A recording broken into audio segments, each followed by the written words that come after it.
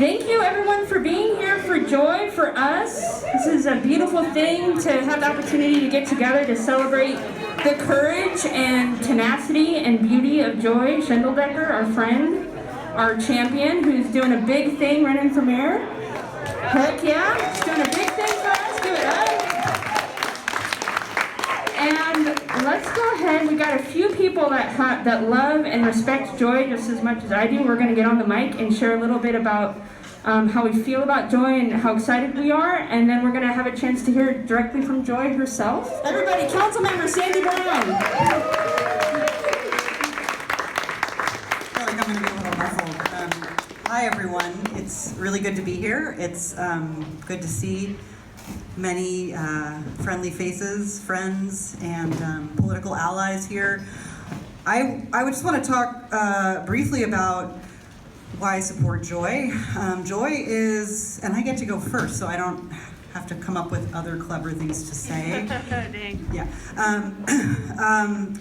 Joy is really a bright light in our progressive political landscape right now. I mean, I cannot tell you what a pleasure it is to work with her, to talk about important issues with her. Her politics are so spot on. Her, the way that she approaches issues, the really, really pressing issues, gets in there and works with people, listens to people, everybody. The diversity in this room, I think, is a testament to that. And so I just want to talk a little bit about the way that she does politics, which I think is so important.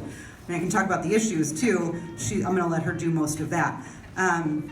But in my experience working with her, I have found her to be a steady, calming voice. I think that's something that we absolutely need right now in our community, and to try to get anything done that, on a progressive agenda.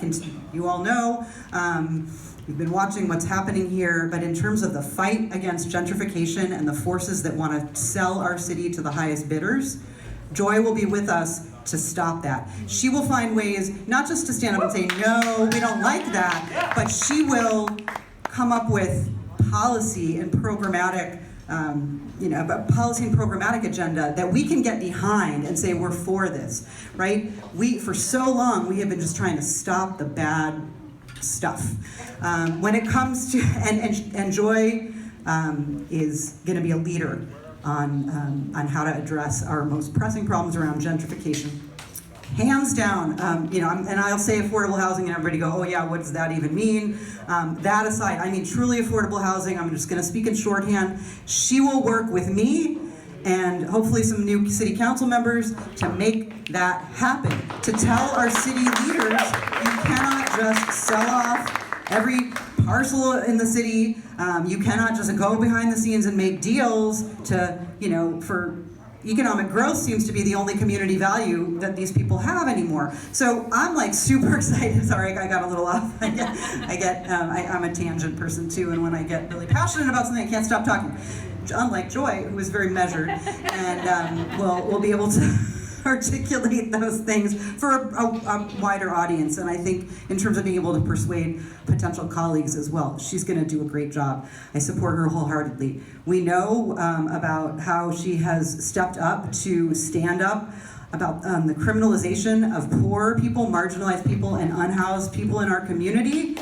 She understands the issues. She will get things done, and I look forward to working with her on that. I could go on about other stuff, but I just think her disposition, her passion, her ability to listen and lead are just incomparable right now for me. And I love her, and I'm going to work very hard to get her elected. So thanks. I don't know who's Amy. You're next. Amy Chen Mills, another progressive activist. She can talk about environment and climate and stuff that I guess.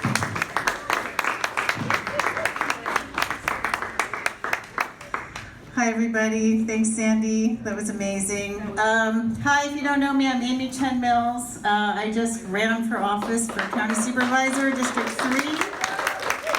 And I have to tell you that it is an insane thing to do. And I think that Joy is up to the task of being insane to run. And the reason I say that is because we talked about her running several times.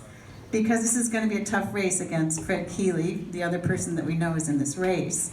And I just got this sense from Joy that she was like a horse at the gate.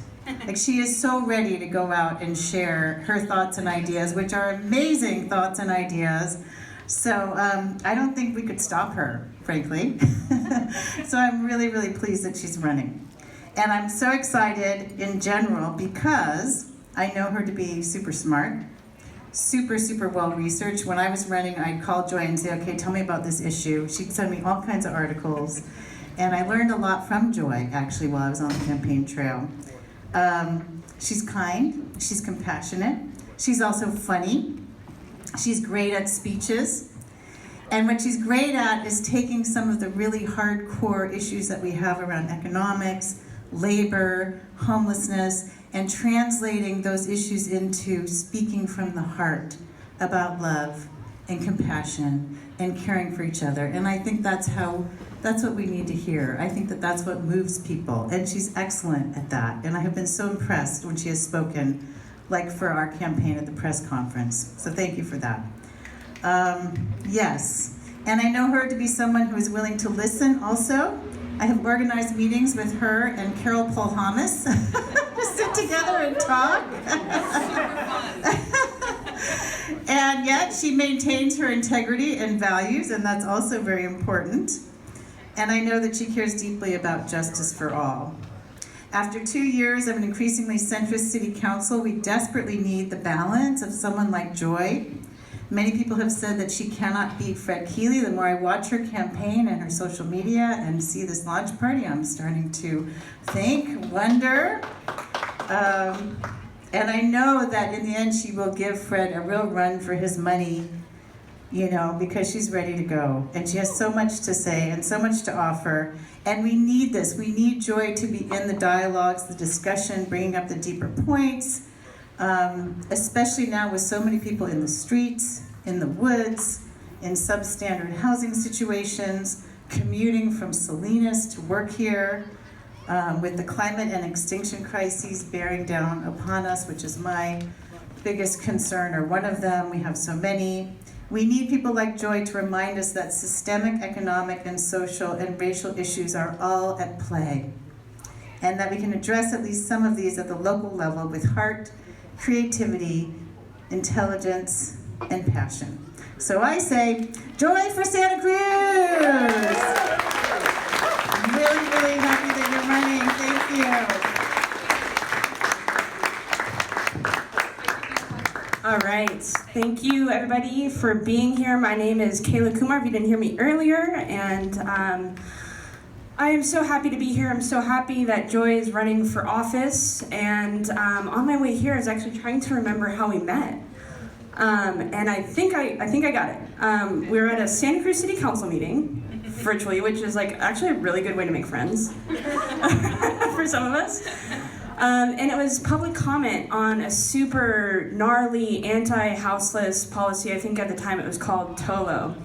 And I remember hearing Joy share her opposition to the ordinance with so much heart and compassion, and asking where are those that are most impacted at the table, and so nuanced in the way that she was talking about the policy.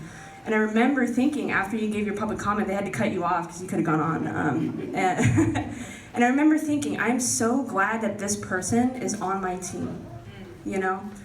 And I think that's what we can expect from Joy. She's on your team, she'll have your back, you know? And like Sandy and Amy said, she has an incredible set of political chops, you know? Like, listen, Joy's a badass, right? Like, we all know that, right? Give it up. Joy is a badass. She's unwavering in her dedication to her values. We've had some complicated conversations, and you don't budge, dude. You stay, right? You stay on your values of justice, equity, solidarity. It's just absolutely beautiful, you know? And also I have to echo the judgment. You know, I've seen you ask people for their opinion, you research, you ask questions, you don't make assumptions, you dig deep to get the right answer. And we need that. We need that in office, we need that all around. And the last thing that I'll say, one of my favorite things about Joy is her heart. She has the biggest heart. She's so sweet. You're so sweet, Joy. And I've seen it. I used to.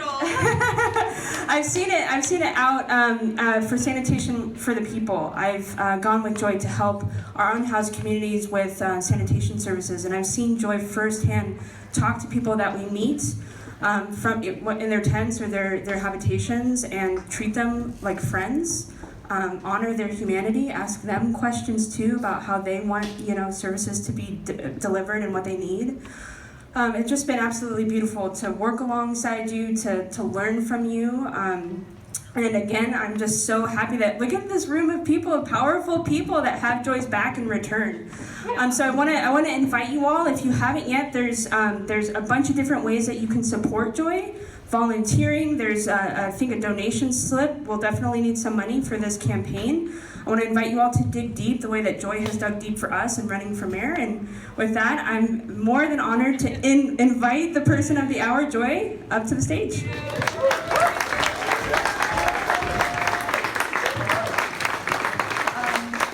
After those three introductions, do I need to say anything? Like, you talked about like how wonderful I am and my politics, and like, thank you so much. I've done community organizing for many years, but never really felt like I could claim that title until I had a group of people that I was working with to build solidarity, to figure out how to inhabit that and practice that. Being in Santa Cruz has helped too, being part of the community of people who are constantly organizing in all sorts of different ways. And Santa Cruz Cares has been fucking amazing. Like, we're rock stars. And we really do care. So I'm sure there's more thank yous. There's just, endless thank yous. So I think I know a lot of you. I don't know everybody, so I'll just give the really super fast bio that you can also look up on the website or do internet searches on. I'm 47, I have 2 kids, 15 and 18. I'm an artist, and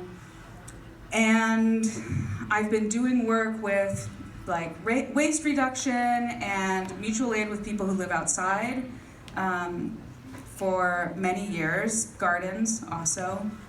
And really, it's true that I feel like looking at everything through a lens of justice is just where we have to be. There's like an ultimate bottom line.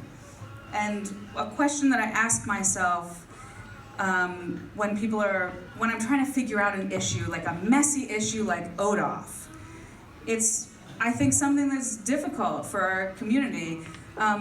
Who is it for, and why are we doing it?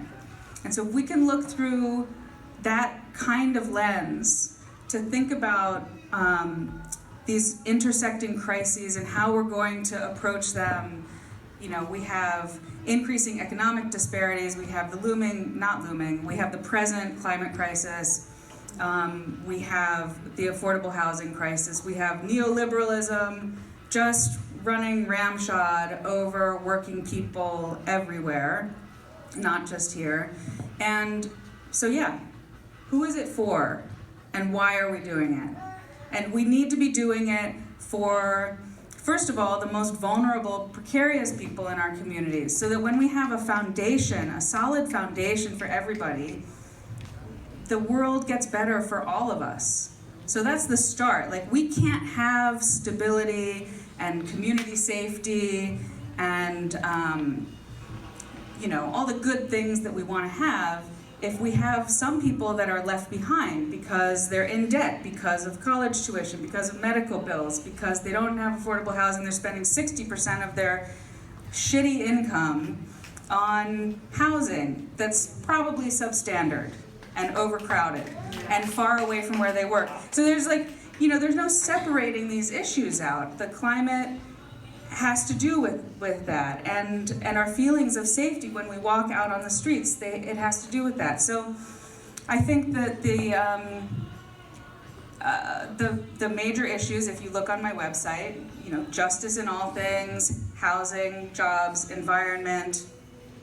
We need housing that reflects the actual makeup of our communities and what we want our communities to be. The inclusionary numbers are bullshit. We have an AMI, the average median income, that is in the middle, right? Half the people make less than that money, half the people make more than that money. And if we're gonna have people housed adequately, we need to have housing that reflects the population. It's just like, I don't understand it. Like, YIMBYs are like, well, it's Econ 101. The marketplace has to, it's got to pencil out. I'm like, well, actually, it's the market has never penciled out for the actual people that need to live in those houses. If you're building 90% of the housing for 50% of the population, then obviously you're gonna have a crunch, whether or not your overall supply is matched. But I won't get into the weeds too far on that. So that's one piece. Our land is super valuable. Like, let's use that to our advantage. People want to build here, then well, okay, you have to follow our rules. And I think also we need to be adding to our public ownership of lands. We shouldn't be selling off any city properties. We should be adding to our city properties, the properties that we all own, that are for all of us in common. And above that, working on housing trusts and other kinds of community solutions for cooperative self-management and ownership of property. That's that. Labor is another huge issue. We've got Starbucks going on strike tomorrow morning. There's a press release out there somewhere in the world that I have not read yet, but so look that up on DuckDuckGo after this. And they're starting their strike at 5 or 5:30 in the morning at Ocean Street. At noon, there's going to be a rally, so drive by and honk, show up. We also have our city employees, SEIU 521 employees, who are in negotiations with the city, and also operator engineers 3. Did I get that right? And so these are 600 of our most essential workers, like people who really keep things running, and the sort of lower to mid level of management. These are people that are doing the real work in our community, and the city is not, their final and best offer is not good enough, and it's insulting, and it's unsustainable. We need to raise pay significantly so that people can afford to live here and support their families. We also need to be explicitly supporting union drives, not just writing a letter to Starbucks headquarters to say we support workers. That's easy to do. We need to be supporting workers who are organizing in more difficult ways here in town. Service workers, undocumented workers, workers in the hotel industry, workers at the university. Every worker deserves a union. And that support should be explicit coming from our leadership, not symbolic. And then the third major thing is environment. Everybody's concerned about the environment. What differentiates it? One thing I say is no green capitalism. We're not going to get out of the crisis that we're in through more marketplace techno fixes. We need to be, again, supporting the people that are on the lowest socioeconomic levels. They're the people that are on the front lines of the community, people who don't have any housing, people who have precarious housing, people who are going to be affected first by sea level rise, like in beach flats. We know it's already happening. People are already experiencing water intrusion and mold. How are we going to help those communities first? And we can't just fortify seawalls. We can't just make a fortress town. We have to be sensible, and sucks, frankly, to have to think about this, right? It's not pleasant, it's scary, it's anxiety provoking, it's like, you know, we might have to make some compromises. But we're also not gonna fix it by just replacing our petrol cars with electric cars, because that has its own problems. We're not just gonna fix it with incentives for putting solar on our rooftops. We need more community level things like microgrids, like programs that install solar panels on industrial sites to support universal basic income for farm workers and service workers. Just for example, there's people in the community that are working on that. So there's, you know, okay, I won't talk anymore because I could go on and on about those specific things. And I would love to talk to everybody in the room. You know, my politics are formed in community. You know, I have my own ideas, but it's inextricable from the politics of all of you in this room and many other people that couldn't be here today. So I really feel like we're in this together. It's a conversation.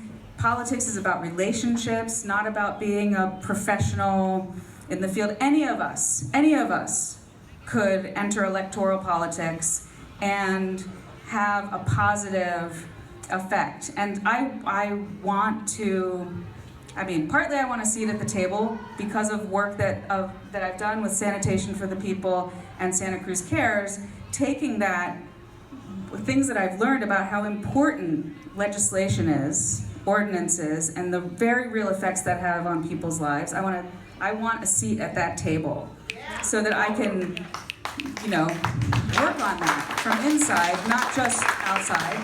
And I want to have all of us having some, you know, more say in what's going on in our local governance and beyond. So thank you for coming. Yeah. I'm sure I forgot to say things. Let's keep talking. Email me or get in touch with me. Please sign up. Please donate if you can. I hate asking for money, but because we don't have publicly financed campaigns, which would be great, we have to fundraise and ask for money. So if you can, please support, even if it's just a little bit, it adds up. You know, this is a grassroots campaign, and you know, let's show them that we can win it.